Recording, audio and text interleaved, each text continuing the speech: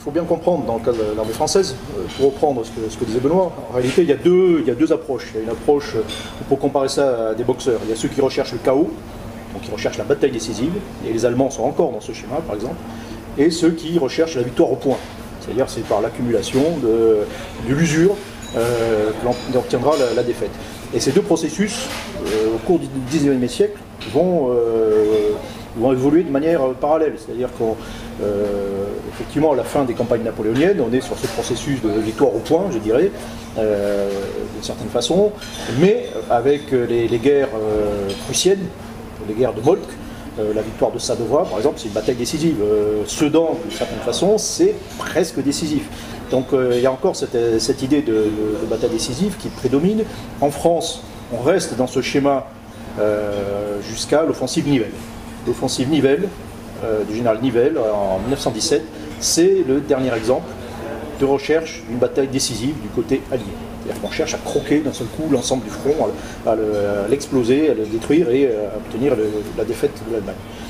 Et à partir de cette période-là, et avec l'événement de Pétain, le général Pétain, on abandonne cette idée. Pétain est le premier, certainement, à avoir théorisé cette idée. C'est le premier, dès 1915, il dit on n'obtiendra pas la victoire par une seule bataille. Donc il faut multiplier les batailles pour obtenir un ébranlement du front.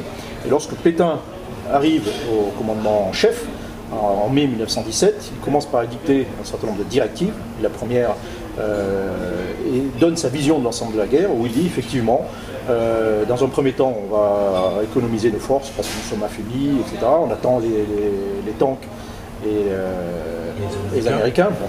Mais surtout, du point de vue doctrinal, il dit effectivement, on va se préparer, lorsqu'on passera à la phase offensive, à une multiplication des coups le long de la ligne allemande. Il y a quelque chose qu'on sait faire, c'est s'emparer de la première position allemande, ça on sait faire. Si on planifie les moyens, on réunit assez de moyens, on y arrive toujours. Ce qui devient compliqué, c'est la suite.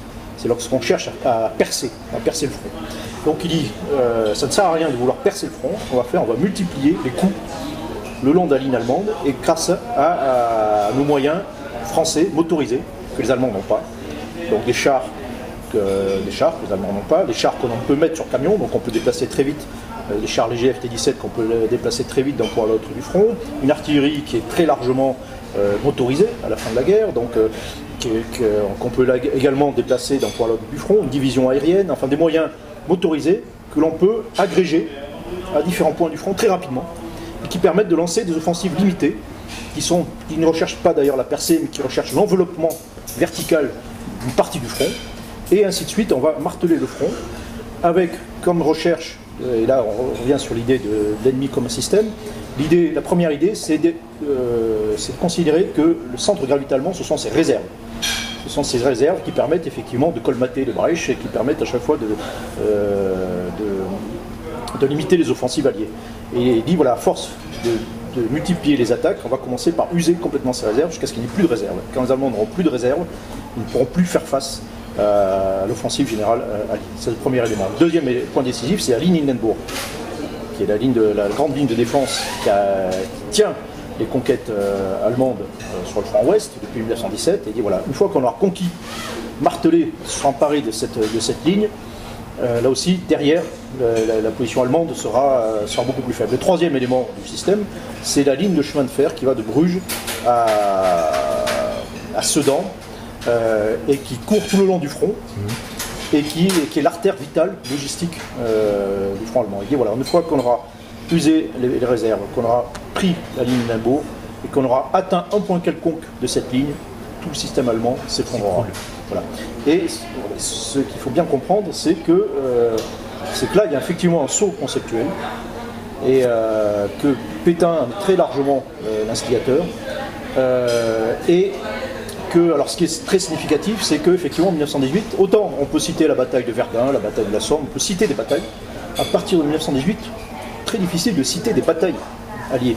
Il y a la journée du 8 août, il y a l'offensive en Meuse, Argonne éventuellement, mais voilà, il n'y a plus, on ne parle même plus de bataille, on passe au niveau des opérations qui se succèdent, et qui s'enchaînent, parfois même une sorte de fondu enchaîné, qui s'enchaînent les unes aux autres.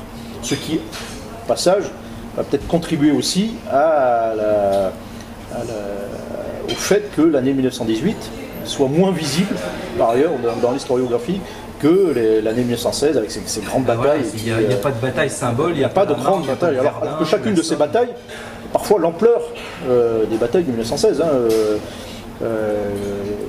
pour citer, c'est ce qui permet aussi de débloquer la situation, c'est-à-dire qu'en 1916, on est capable d'alimenter logistiquement une bataille, enfin même deux lorsqu'il y a la Somme, il y a Verdun, c'est la voie sacrée. On est capable de mettre en place la voie sacrée à Verdun pour alimenter une bataille gigantesque. On a réussi à en mettre une deuxième à la fin de 1916 sur la Somme. Bon, en 1918, on peut mettre en place l'équivalent de 6 voies sacrées. Il y a 6 voies sacrées qui sont mises en place simultanément par les Français. Voilà. Au passage, je termine là-dessus, les Britanniques adoptent la même conception, qui formalise moins, mais ils sont sur les mêmes schémas que les Français, avec des moyens qui représentent environ 60% des moyens français.